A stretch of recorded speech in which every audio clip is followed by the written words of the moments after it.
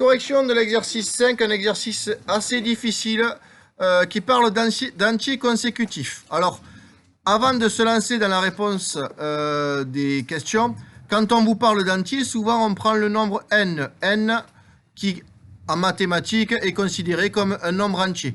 Quand on vous parle d'entiers consécutifs, on parle de nombres entiers qui se suivent. Par exemple, 7, 8, 9, 10, ce sont des nombres entiers consécutifs.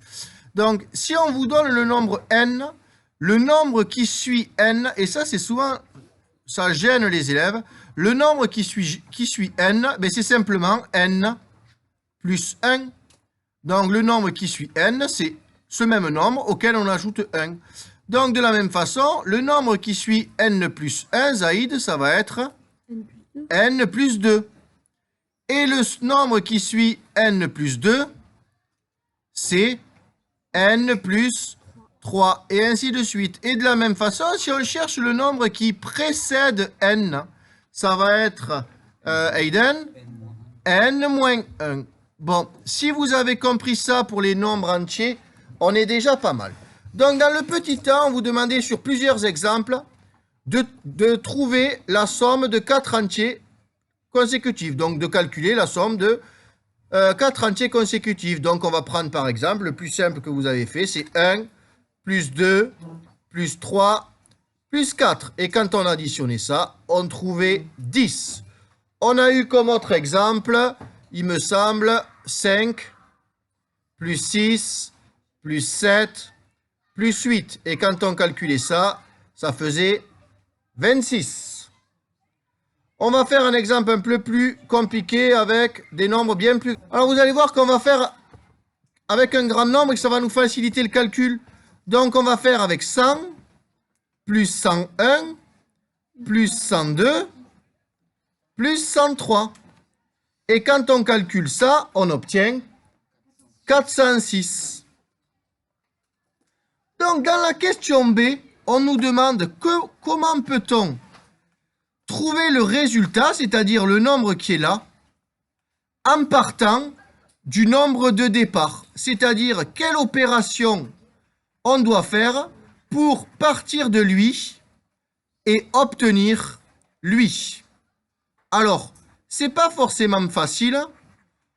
Je pense que d'avoir utilisé 100, c'est pas trop mal. Donc, comment fait-on pour passer de 100 à 406? En gros, on voit qu'on a fait une multiplication et une addition. Donc, pour passer de 100 à 406, on a multiplié par quoi, d'après toi, Enola? Donc, Jaëli a bien vu que pour aller de 100 à 406, on avait fait 100 fois 4, auquel on ajoutait 6. Donc, ça fait 406. Bon, donc on va l'écrire. On a fait quoi? On a fait 4 fois 100, donc plus 6. Et on a bien trouvé 406.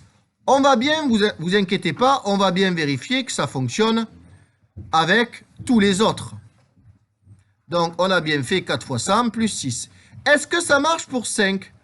4 fois 5 plus 6. Alors, on a 5 ici, et 4 fois 5, ça fait 20, plus 6, 26. Est-ce que ça fonctionne? Est-ce qu'on a bien 4 fois 5 plus 6? Est-ce que ça fait bien 26? La réponse est oui. Et on voit que ça marche aussi pour le 1. 4 fois 1, ça fait 4, plus 6, ça fait 10. Maintenant, on va expliquer d'où sort ce 4 fois 100 plus 6. Donc, d'où ça sort ce? On part de 100 et on arrive à 406. On a additionné 4 nombres consécutifs. On a commencé avec 100, auquel on ajoute le nombre qui suit 100. Et le nombre qui suit 100, c'est quoi? C'est 100 plus 1, auquel on ajoute le nombre qui suit. C'est 100 plus 2. Auquel on ajoute encore le nombre qui suit, c'est 100 plus 3. Donc au final, le 100, dans notre calcul, il y est combien de fois? Il y est une fois, plus une autre fois, plus une autre fois, plus une autre fois. Donc, on a fait quoi? On a fait 4 fois 100. Auquel on a additionné quoi? Tout ce qu'on n'a pas calculé. Et Noan nous dit, il y a le plus 1, le plus 2 et le plus 3. Et quand on fait plus 1, plus 2, plus 3, ça fait plus 6. D'où le 4 fois 100 plus 6. Donc 406. On passe maintenant à la question C, mais si on a compris la A et la B, la C ne devrait pas poser de problème. Je rappelle qu'une conjecture, en mathématiques, c'est un mot très important qui veut dire hypothèse. C'est une hypothèse, et Abibou, elle l'a marqué avec un petit panneau, attention, oui, conjecture, c'est une hypothèse. Donc, dans le C, on ne veut plus prendre des nombres au hasard, comme on avait pris 1, 5 ou 100. On veut prendre la lettre N. Donc, on veut faire exactement la même chose. Donc, on veut additionner 4 nombres consécutifs, mais le premier doit être N. Donc, on va faire N plus le suivant. Celui qui suit N, on a dit que c'était N plus 1. Donc, on rajoute N plus 1. Celui qui suit N plus 1, c'est N plus 2. Et celui qui suit N plus 2, c'est N plus 3. Donc, au final, on vient bien d'additionner 3 nombres. Donc, N plus 3. Ensuite, N plus 2, c'est le deuxième. Ensuite, on a additionné en violet N plus 1. Et le premier nombre était en rouge N. Et donc, maintenant, on va prouver notre conjecture. C'est-à-dire que le N, c'est-à-dire notre nombre de départ N, on l'a combien de fois? On l'a une fois là, on l'a une deuxième fois là, on l'a une troisième fois là, et une quatrième fois là. Donc le nombre N, on l'a combien de fois? 4 fois. Donc N fois 4. Auquel on doit ajouter tout ce qu'on n'a pas encore calculé, qu'on va mettre d'une autre couleur. Par exemple, on va l'encadrer en orange. Donc, c'est quoi? C'est le plus 1, le plus 2 et le plus 3. Et donc, quand on fait plus 1, plus 2, plus 3, ça fait plus 6. Donc, on a bien N fois 4 plus 6. Ou si vous avez écrit 4 fois N plus 6, c'est la même chose. L'exercice, le petit c, est terminé.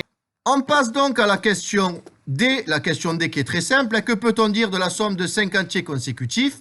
La somme de 5 entiers consécutifs, ça va nous donner N. Au lieu d'en avoir 4, on va en avoir 5. Et ensuite, on va pas ajouter 6, on va ajouter 10. Mais on va expliquer pourquoi. Parce que quand on ajoute 5 nombres consécutifs, c'est N plus 1 plus N plus 2 plus N plus 3, comme on avait jusqu'à maintenant, plus N plus 4. Ce qui veut dire que des N, on en a 1, 2, 3, 4, 5. Donc on a N fois 5. Et les nombres qu'on va compter, hop, on a plus 1, plus 2, plus 3, plus 4. C'est la même chose que tout à l'heure, c'est plus 6, auquel on a rajouté le 4. Donc ça fait plus 10. Et les N, on peut les mettre d'une autre couleur si vous le souhaitez, pour bien vérifier qu'il y en a bien 5. Donc 1 ici, 2, 3, 4 et 5. Et l'exercice est fini.